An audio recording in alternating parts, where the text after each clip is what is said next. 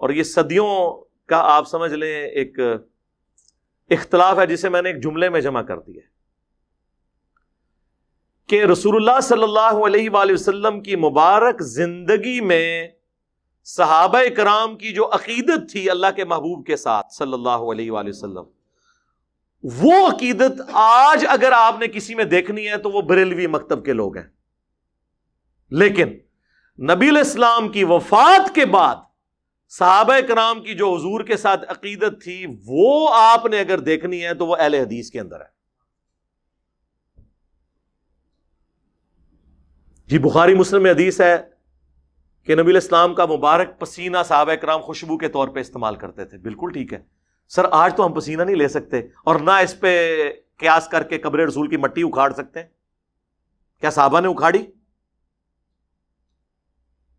جی بخاری میں آتا ہے نبی علیہ السلام نے وضو کیا، وضو کا جو پانی ہے صلح حدیبیہ کے موقع پر صحابہ کرام نے لے کے اپنے جسموں پہ ملا، اور جس کو نہیں ملتا تھا وہ دوسرے سے لے کے جسم پہ ملتا تھا. تو یار وضو کا پانی تو آج اویلیبل نہیں ہے. اگر آپ کہیں کہ اب ہم آپ کے بزرگوں کے پسینوں والے ٹیشو پیپر منہ میں ڈالنا شروع کر دیں، جس طرح وہ 2014 کے دھرنوں میں ڈاکٹر طاہر القادری صاحب اپنا پسینہ پوچھ پوچھ کے مریدین میں بانٹ رہے تھے، اور الیاس قادری صاحب ٹی وی میں آپ دیکھ لیں کہ وہ ساری اور افطاری میں وہ جو بوٹیاں کھاتے تھے اس کی ہڈیاں مریدین میں تقسیم کرتے تھے. اب یہ تو ہم نہیں کر سکتے میرے بھائی.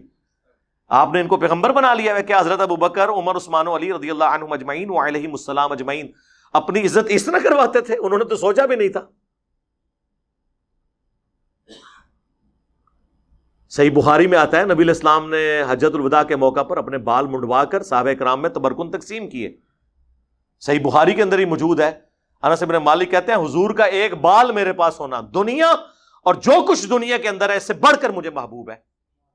صحیح بخاری میں حدیث ہے ام سلمہ ہماری والدہ، بلکہ اپروپریٹ ورڈ ہے ہماری ماں، ام المومنین، ان کے پاس حضور کے چند بال تھے جو ایک ڈبیا میں انہوں نے رکھے ہوئے تھے، اور اس محلے میں جب کوئی بیمار ہو جاتا وہ پانی برتن میں بھیجتا، وہ اس میں ڈبو کے ہلا کے دیتی تو اس مریض کو شفا ہو جاتی تھی.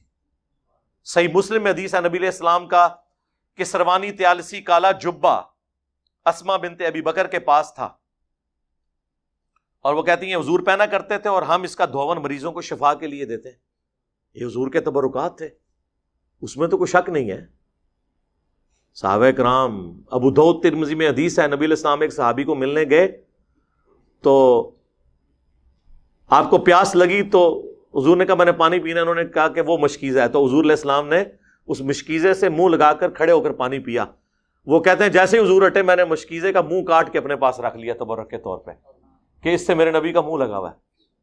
سر صحابہ کرام نے وہ عقیدت کی ہے جو آپ کو یہ زبانی کلامی یہ جو دعوے کرتے نعرے مارتے لوگ نظر آتے ہیں، لیکن کب کی ہے؟ جب حضور علیہ السلام ان کے سامنے موجود تھے. لیکن جیسے ہی فوت ہوئے ہیں تو آپ کی میت کے اوپر محفل میلاد نہیں ہوئی، آپ کی میت کے اوپر وما ارسلناک الا رحمۃ للعالمین نہیں پڑھا گیا، بلکہ کیا پڑھا گیا؟ سیدنا ابوبکر کا خطبہ. 4 جگہ کم از کم بخاری میں ہے، اس سے بھی زیادہ جگہ لیکن ڈیٹیل 4 جگہ. کیا پڑھا؟ اپنی طرف سے اما بعد، یعنی صلاۃ والسلام کے بعد انہوں نے کہا من کان یعبد محمدا فان محمدا قد مات. تم میں سے جو کوئی بھی محمد کی عبادت کرتا تھا جان لے کہ محمد پاکستان میں فوت ہو چکے، اور حضرت ابوبکر صدیق کے زمانے میں مر چکے، کیونکہ مات کا ترجمہ فوت تو نہیں ہم کر سکتے، فوت تو خود عربی کا لفظ ہے. وَمَنْ كَانَ يَعْبُدُ اللَّهَ فَإِنَّ اللَّهَ حَيٌّ لَا يَمُوتُ. اور جو کوئی اللہ کی عبادت کرتا ہے یا کرے گا جان لے اللہ کو کبھی موت نہیں آئے گی. صحابہ میں کون رسول اللہ کی عبادت کرتا تھا؟ کوئی نہیں. مجھے بھی لوگ کہتے ہیں نا انجینئر فرضی جملے بول کے ساڈے بزرگوں نے لتاڑ دا ہے. تو حضرت بکر صدیق نے فرضی جملہ نہیں بولا، یہ کوئی آیت پڑھی تھی انہوں نے، کوئی حدیث پڑھی تھی، 295C لگا دینی تھی آپ لوگوں نے. اور پھر اپنی بات کی دلیل میں انہوں نے آیت پیش کی وما محمد الا رسول قد خلت من قبلہ الرسل افئن مات او قتل. محمد تو نہیں مگر ایک رسول، اگر یہ مر جائیں یا قتل کر دیے جائیں، یعنی پاکستان میں یہ وصال فرما جائیں یا شہید کر دیے جائیں، تو کیا تم دین سے الٹے قدم پھر جاؤ گے؟ اور پھر آپ نے تلاوت کیا انک میت وانہم میتون. اے نبی تمہیں بھی مرنا ہے، تمہارے مخالفین کو بھی مرنا ہے. تو میں کہتا ہوں رسول اللہ کی کامیابی ہے کہ آپ کی میت کے اوپر لوگ آپ کی تعریف کرنے کی بجائے توحید بیان کر رہے ہیں۔ یہ ہے امام الموحدین صلی اللہ علیہ وآلہ وسلم کی تربیت کا نتیجہ۔ ہر درخت اپنے پھل سے پہچانا جاتا ہے۔ تو صحابہ کرام کی تربیت یہ ہوئی بھی تھی۔ اس کے بعد کوئی عرس نہیں منایا، کوئی میلاد نہیں منایا۔ تو آپ اس چیز کو فرق کو سمجھیں۔ نبی علیہ السلام دنیا میں موجود ہوں، ہم ہر مسئلہ حضور کے پاس لے کے جائیں۔ بخاری مسلم میں آتا ہے بارش نہیں ہو رہی، صحابہ کرام حضور سے دعا کرواتے ہیں۔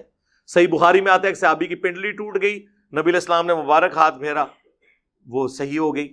بخاری مسلم میں آتا ہے کہ نبی علیہ السلام صلح حدیبیہ کے موقع پر جب پانی نہیں تھا، آپ کو پیالہ جمع کر کے دیا گیا، آپ نے مبارک انگلیاں اس میں داخل کی، 1500 صحابہ نے وضو کیا، اپنے جانوروں کو پلا لیا، تب بھی بچ گیا۔ اور جابر بن عبداللہ کہتے ہیں ہم 1,00,000 بھی ہوتے نا، پانی اس سے بھی زیادہ تھا۔ حضور کا معجزہ ظاہر ہوا۔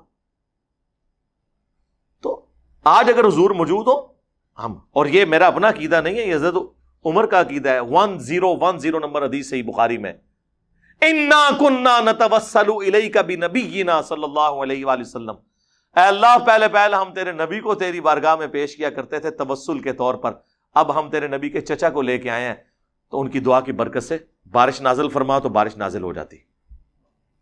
قبر رسول پہ تو نہیں گئے۔ حالانکہ صحیح مسلم میں موجود ہے کہ ایک دفعہ سفر کے دوران جب اسی طریقے سے کھانے پینے کا مسئلہ بنا تو سیدنا عمر نے حضور سے کہا یا رسول اللہ آپ کو ہم تھوڑا سا جمع کر دیتے ہیں، آپ اس پہ برکت کی دعا فرمائیں۔ تو بڑی مشکل سے آدھا پیالہ جمع ہوا، حضور نے اس پہ برکت اپنی مبارک ہاتھ ڈالا تو سب لوگوں کو کفایت کر گیا۔ تو حضرت عمر یہ بھول گئے تھے، قبر رسول پہ جاتے کہتے یا رسول اللہ اپنا ہاتھ باہر نکالیں۔ آپ نے 500 سال بعد تو شیخ احمد رفاعی کے لیے نکالنا ہی ہے۔ شیخ زکریا کاندلوی نے فضائل حج میں نقل کیا، اور فضائل سنت میں الیاس قادری صاحب نے، تو میرے تو گھوڑوں کے قدموں کی خاک کو وہ لوگ نہیں پہنچ سکتے، تو یا رسول اللہ آپ اپنا ہاتھ مبارک باہر نکالیں۔ نہ اس زمانے سے عقیدے یہ گلاں نہیں سنونیاں، پرانیاں گلاں، پرانے عقیدے، پرانے بابے تے شاہی کوئی نہیں۔ حضرت عمر کے مقابلے میں، میرے مقابلے میں نہیں، تو حضرت عمر کے لیے تو کوئی نہیں نکلی۔ تو مثالیں تو ہم نے وہاں سے ہی دینے بھائی، حضرت عمر کے لیے اگر ہاتھ نہیں نکلا تو بابے تے شاہی کوئی نہیں، جھوٹے واقعات۔ تو نبی علیہ السلام کی مبارک زندگی میں آپ کے ساتھ جو معاملات تھے وہ وفات کے بعد اس طریقے سے نہیں ہو سکتے۔ ورنہ تو میں نے کئی دفعہ کہا ہے کہ آپ لوگ جنے بنو، اکد مولوی دی لت پنو، روزہ شریف پہ ہم اسے لے جاتے ہیں، ٹھیک کروائیں۔ اور یار جب ثقیفہ بنی ساعدہ کا ایشو ہوا، بخاری مسلم میں آتا ہے نبی علیہ السلام کی وفات کے بعد 6 مہینے تک مولا علی نے سیدنا ابوبکر کی بیعت نہیں کی۔ اس دوران کسی کو یہ وہم بھی نہیں آیا کہ جا کے قبر رسول سے جا کے پوچھ لیتے ہیں کہ آپ کا خلیفہ کون ہے آپ کے بعد۔ اس زمانے میں عقیدے نہیں ہوتے تھے۔ اما عائشہ 47 ایئرز تک رہی ہیں حجرہ عائشہ میں، کبھی انہوں نے دعویٰ نہیں کیا کہ میری حضور سے ملاقات ہوئی ہے، میں نے آپ کو فزیکلی دیکھ لیا۔ حتیٰ کہ جب جمل کے لیے نکلی ہیں اس وقت نہیں حضور نے کوئی آواز دی کہ عائشہ نہ جاؤ، وہ تو ہو پہ جا کے کتے جب بھونکے ہیں تو پھر آپ کو یہ ریئلائز ہوا کہ یہ تو غلط ہو گیا کام، ورنہ تو حضور نے تو نہیں روکا۔ اس زمانے میں عقیدے ہوتے ہی نہیں تھے میرے بھائی، یہ چیزیں ایگزسٹ ہی نہیں کرتی تھیں، یہ سب کہانیاں انہوں نے بنائی ہوئی ہیں۔ اب نہیں بنے گی اللہ کے فضل سے، کیونکہ اب تو میڈیا کا دور ہے۔ وہ کہتے ہیں جی سیدہ آمنہ سلام اللہ علیہا نے خواب دیکھا تھا۔ بالکل جی موجود ہے، مسند احمد میں حدیث ہے، مشکات میں بھی ہے، دلائل النبوہ کے اندر بھی موجود ہے کہ نبی علیہ السلام نے فرمایا میں اس وقت بھی اللہ کے ہاں خاتم النبیین لکھا ہوا تھا جب آدم علیہ السلام ابھی مٹی اور پانی، روح اور جسم کے درمیان تھے۔ اللہ کے علم میں اس وقت بھی اللہ کا پیغمبر تھا۔ بالکل ایسے ہی ہے۔ میں دعائے ابراہیم ہوں، میں عیسیٰ کی بشارت ہوں، میں اپنی ماں کا وہ خواب ہوں جو انہوں نے پیدائش کے وقت دیکھا کہ ان کے لیے ایک نور ظاہر ہوا جس سے شام کے محلات بھی ان کے لیے روشن ہو گئے۔ یعنی آپ کو بتایا گیا کہ آپ سے جو بچہ پیدا ہوگا اس کی جو حکومت ہے بالآخر رومن امپائر کو بھی سپر سیڈ کر جائے گی، یہ دکھایا گیا۔ تو وہ کہتے ہیں پیدائش کے وقت یہ جو روشنی ظاہر ہوئی نا، اس سے میلاد کی لائٹنگ ثابت ہوتی ہے۔ سر یہ آج تک ثابت نہیں ہوئی تھی، آپ نے ثابت کی ہے۔ اس سے کیسے ثابت ہوگی میرے بھائی؟ تو نبی علیہ السلام پھر دیے جلاتے ہوں گے اپنی پیدائش کی خوشی میں، کوئی دکھائیں. پھر رہ کے ان کے پاس وہ رہ جاتا ہے شاہ عبدالحق محدث دہلوی جی مدارج النبوہ میں انہوں نے لکھا ہے کہ حضرت جبرائیل علیہ السلام کو اللہ تعالیٰ نے 3 جھنڈے دے کر بھیجا ہے. ایک جھنڈا جو ہے وہ خانہ کعبہ کے اوپر، ایک رسول اللہ کے گھر کے اوپر، ایک بیت المقدس کے اوپر. اور کہانیاں نے پائی کوئی سند نہیں، سب جھوٹ ہے. بلکہ میں کہتا ہوں سب کانٹیننٹ میں سب سے زیادہ جس بندے نے یعنی اس قسم کے عقائد امت میں پھیلائے ہیں نا، ان میں سے ایک جو ہے عبدالحق محدث دہلوی ہے، المتوفی 1052 ہجری. اس کی کوئی اصل نہیں ہے، کہانیاں جو مرضی لکھتے رہے. اس کے بعد جو سب سے زیادہ ایک سوال ہوتا ہے نا، وہ کہتے ہیں دیکھیں جی آپ دیکھیں 12 ربیع الاول کا دن ہے، 2 گھر ہیں، ایک گھر میں حضور کی پیدائش کی خوشی منائی جا رہی ہے، دوسرے گھر میں جو ٹی وی لگا ہوا ہے، یا بچے جو ہیں وہ گیمیں کھیل رہے ہیں، 12 ربیع الاول کی چھٹی کو سیلیبریٹ کر رہے ہیں. بتائیں کون عاشق رسول ہے دونوں میں سے؟ اب اگر آپ اس طریقے سے بنیاد بنائیں گے لاجک کی بنیاد پہ، منطق جو زیادہ تر ہمارے اہل تشیع اور بریلوی حضرات لے کے چلتے ہیں، تو پھر سر اس کی تو کوئی اینڈ نہیں ہوگی. کل کو تو پھر ہم آپ سے یہ کہیں گے کہ ایک طرف آدم علیہ السلام ہے جنہیں فرشتوں نے سجدہ کیا انکلوڈنگ جبرائیل علیہ السلام، اور دوسری طرف ہمارے نبی علیہ السلام ہے، تو ہم انہیں سجدہ نہ کریں؟ لاجیکلی تو کرنا چاہیے. لیکن ابو داؤد میں حدیث ہے، سنن ابن ماجہ میں بھی ایک صحابی نے سجدہ کیا، آپ نے کہا سر اٹھا کیا کر رہا ہے؟ ان کا یا رسول اللہ ہیرا نامی شہر میں گیا تھا، وہاں لوگ اپنے سردار کو سجدہ کرتے ہیں، تو میں نے بہتر سمجھا کہ آپ کو سجدہ کروں. آپ نے فرمایا جب میں فوت ہو جاؤں گا تم میری قبر سے گزرو گے، کیا میری قبر پہ بھی سجدہ کرو گے؟ ان کا نہیں یا رسول اللہ. تو فرمایا پھر مجھے کیوں سجدہ کر رہے ہو؟ اگر سجدہ میں جائز سمجھتا تو بیویوں سے کہتا کہ اپنے خامدوں کو سجدہ کریں اس حق کے سبب جو اللہ نے مقرر کیا ہے. تو حضور نے تو نہیں یہ کہا کہ عشق دے چلے نمبر لے گئے، عقل والے انجے ہی عمرہ گالیاں کہتے ہیں نا جی، عشق کے چلے نمبر. او عشق دے چلے اتنے بھی میرے ہتھوں مارے گئے، اگوں اللہ دے ہتھوں مارے جان گے. ہاں عقل والے انما یتذکر اولو الالباب، نصیحت تو حاصل نہیں کرتے مگر عقل والے. یہ آپ نے کون سا دین بنا لیا؟ تو اس طریقے سے چیزوں کو نہیں پریزنٹ کیا جا سکتا. تو اس کی پھر میں ان کو پھکی دیتا ہوں کہ دیکھیں کہ 10 محرم کا دن ہے، ایک گھر میں مجلس ہو رہی ہے، لوگ چیخو پکار کر رہے ہیں، ماتم کر رہے ہیں، اہل بیت کے مصائب کو یاد کر کے رو رہے ہیں، اور دوسرے گھر کے اندر ٹی وی چلا ہوا ہے. بلکہ اس سے بھی بڑھ کر اعلیٰ حضرت کی کتاب رد الرافضہ رکھی ہوئی ہے جس میں شیعہ کو کافر ڈکلیئر کیا گیا ہے. ایک طرف اہل بیت کے غم میں لوگ رو رہے ہیں، یہ شیعہ کا گھر ہے، یہ بریلویوں کا گھر ہے. اب بتاؤ کہ عاشق اہل بیت کون ہے؟ تو کہیں گے نہیں، عشق اہل بیت کا یہ تقاضا نہیں ہے کہ اس طرح کی بدعت کی جائے. تو سر عشق رسول کا بھی یہ تقاضا نہیں کہ اس طرح کی بدعت کی جائے. پھکی کے بغیر، اینٹی وینم الزامی جواب کے بغیر بات سمجھ نہیں آتی. خود تو آپ بھی یہ سب کچھ کر رہے ہیں. اہل بیت کی محبت بھی ہمارے ایمان کا حصہ ہے. صحیح مسلم کی حدیث، علی سے محبت نہیں رکھے گا مگر مؤمن، علی سے بغض نہیں رکھے گا مگر منافق.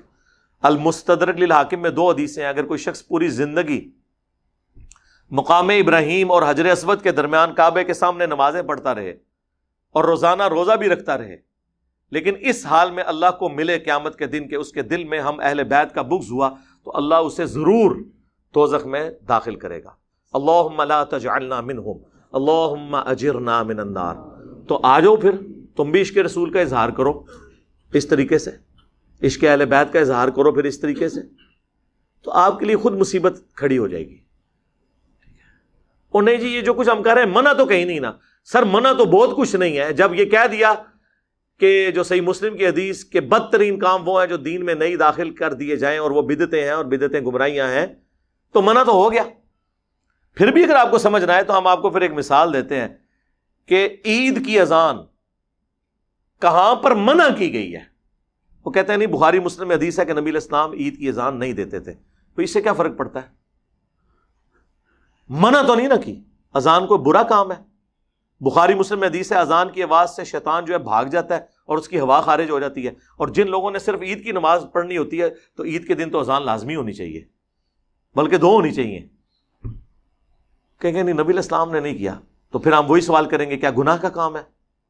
کہیں گے نہیں ہے تو ثواب کا کام ہے، لیکن نبی علیہ السلام نے تعلیم نہیں فرمایا. تو سر بس یہی ہمارا جواب آپ کے میلاد کی ایکٹیویٹیز کے بارے میں ہے. آپ نے میلاد منانا ہے، صحیح مسلم 2750، فیہ ولدت وفیہ انزل علیہ، اس دن میں پیدا ہوا اور اسی دن مجھ پر پہلی دفعہ وحی نازل ہوئی.